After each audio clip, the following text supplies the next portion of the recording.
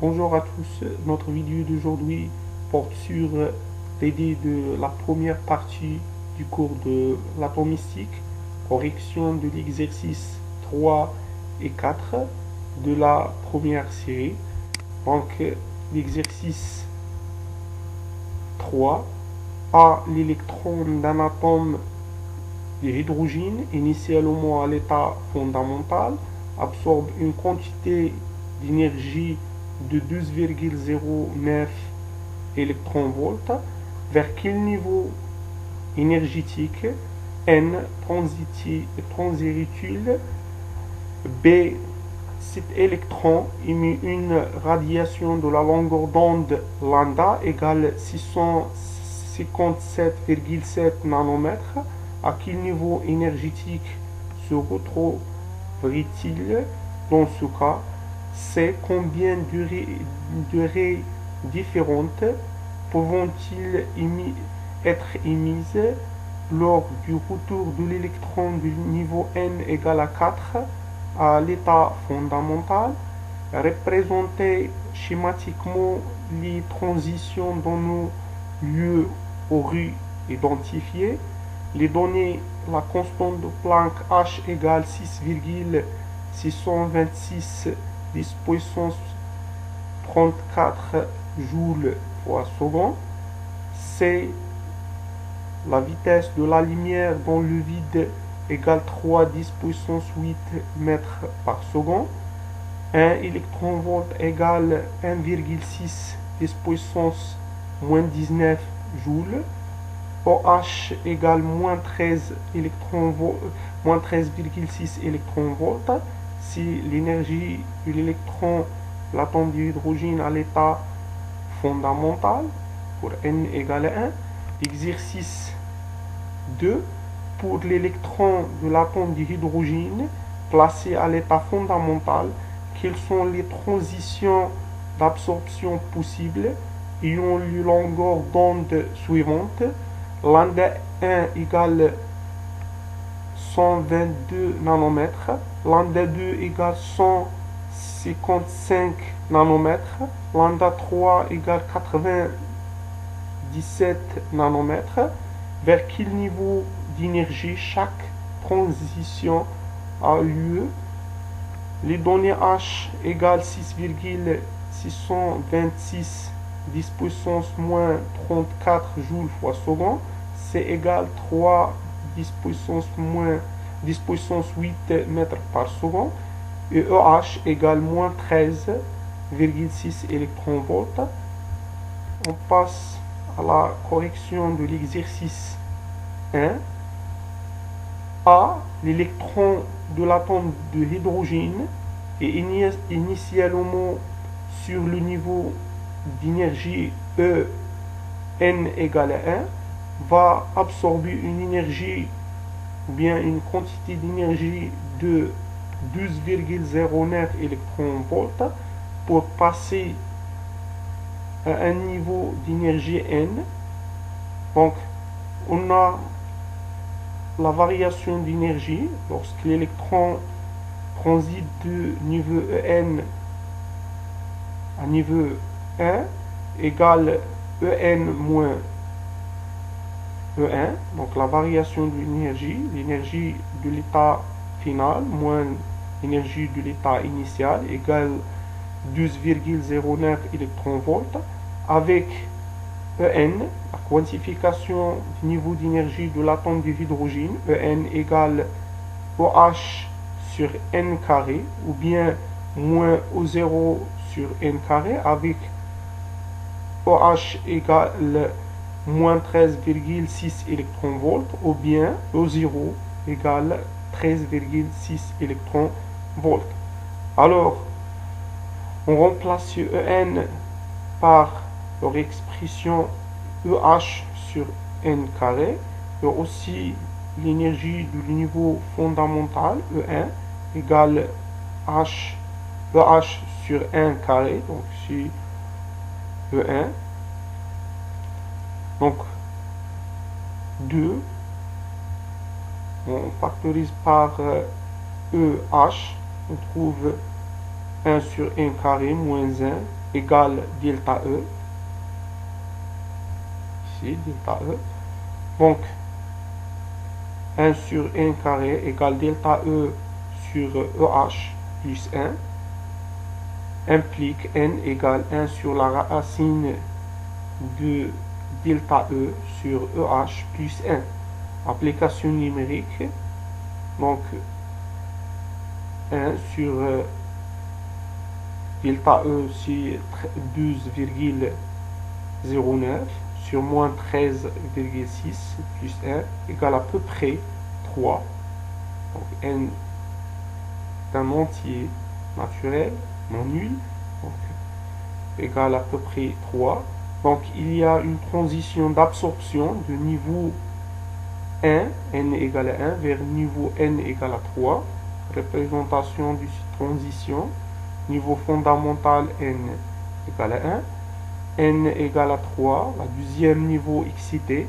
Donc lorsque l'électron absorbe une quantité d'énergie h, transite de l'état fondamental à l'état n égale à 3, c'est-à-dire deuxième état excité.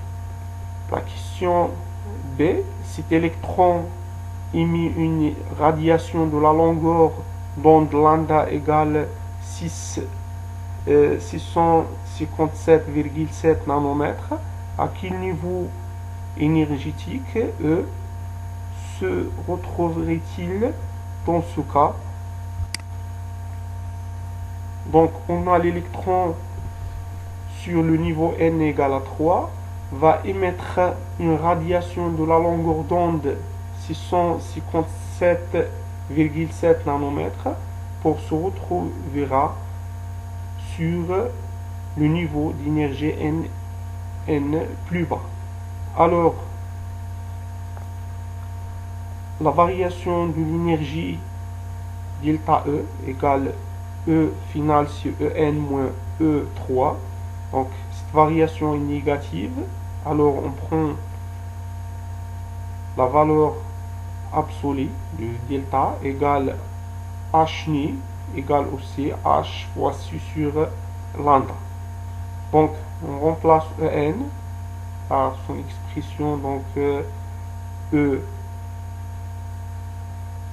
h sur n carré. E3 c'est EH sur 3 carré c'est 9.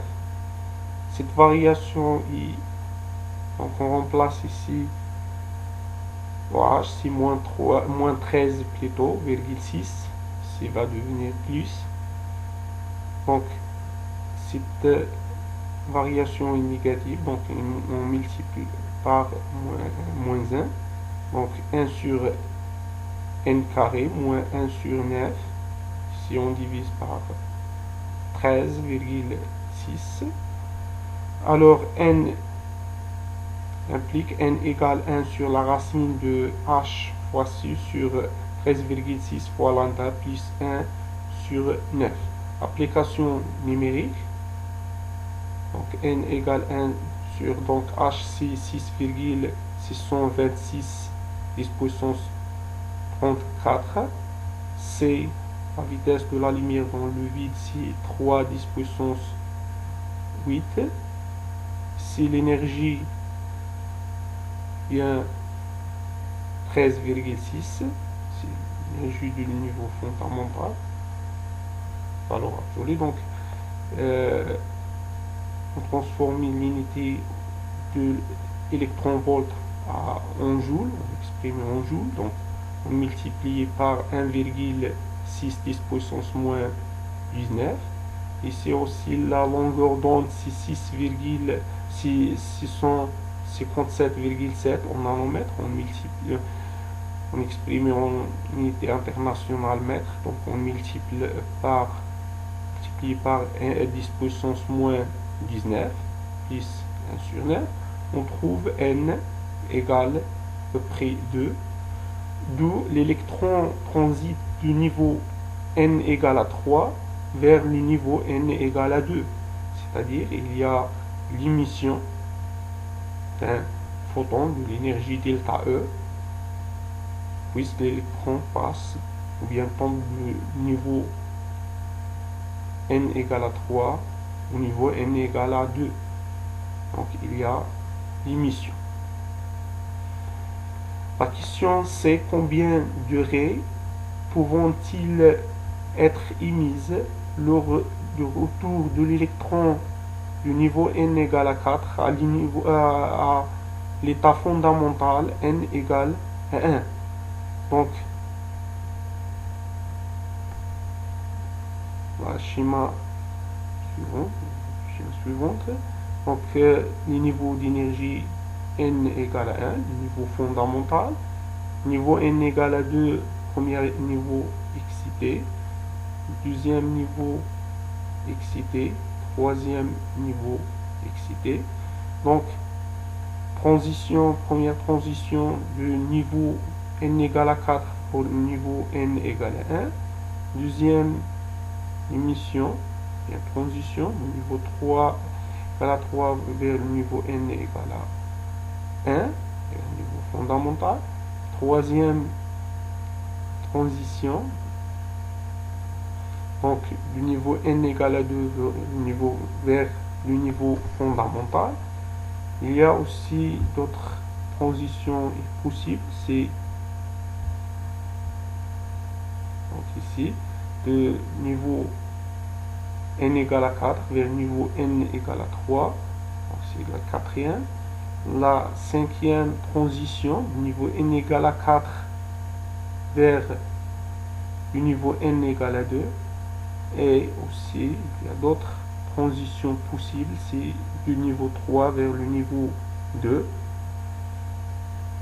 Donc, il y a 6 transitions possibles, ce qui implique 6 raies possibles. Donc, deuxièmement, la correction de l'exercice 2. L'électron de l'atome d'hydrogène transite du niveau fondamental n égale à 1 vers un niveau supérieur n égale à n après l'absorption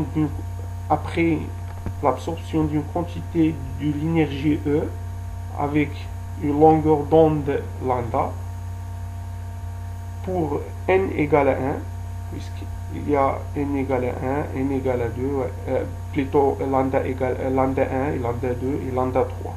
Donc on a l'énergie, la variation d'énergie au cours de transition, c'est l'énergie finale E, l'énergie de l'état final moins l'énergie de l'état initial. Donc l'état final c'est En moins l'état initial, c'est l'état fondamental E1, égale H nu, égale aussi H fois C sur lambda, dans ce cas-là lambda 1. Donc on remplace En par son expression, c'est EH sur n carré, ou bien moins E0 sur n carré. Donc, dans ce cas-là, on utilise d'après les données OH. Donc, pour le niveau fondamental, donc EH sur 1 carré sur 1, donc 2 EH facteur de moins 1 sur 1 carré plus 1 égale H fois C sur lambda 1 implique 1 sur 1 carré égale 1 moins H fois C sur EH fois lambda 1 implique aussi n égale 1 sur la racine de 1 moins H fois C sur EH fois lambda 1. Application numérique. Ici on remplace H et c'est par sa valeur. EH on exprime donc EH c'est 13,6 électronvolts. On va exprimer en joules. Donc on multiplie par 1,6 10 puissance moins 19. Et aussi lambda 1 c'est 122 nanomètres. Exprimé en mètres. Donc on multiplie par 10 puissance moins 9. il s'agit, donc on trouve n égale à 2. Donc, il s'agit de la transition de niveau n égale à 1, niveau fondamental, vers le niveau de n égale à 2, premier niveau excité. Donc pour lambda 2, donc on a lambda 2 égale 155 nanomètres. Par la même méthode, c'est-à-dire la variation de delta E, la variation de l'énergie est quantifiée, égale h nu égale h fois su sur lambda 2. On trouve l'expression de n, c'est le même, avec lambda 1 via lambda 2.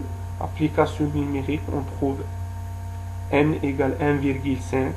Donc, cette transition est impossible, car n doit être un entier naturel non nul. Donc l'électron n'absorbe pas cette longueur d'onde.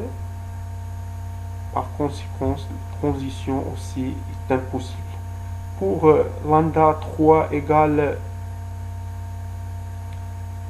97 nanomètres, par la même méthode, on trouve, vu l'application numérique, on trouve n égale à 4. Il s'agit de la transition de niveau fondamental n égale à 1 vers le niveau n égale à 4. C'est le troisième niveau excité. Donc, s'il y a présentation de deux transitions possibles, donc, il y a l'absorption, puisque l'électron passe du niveau fondamental au niveau supérieur, il absorbe une énergie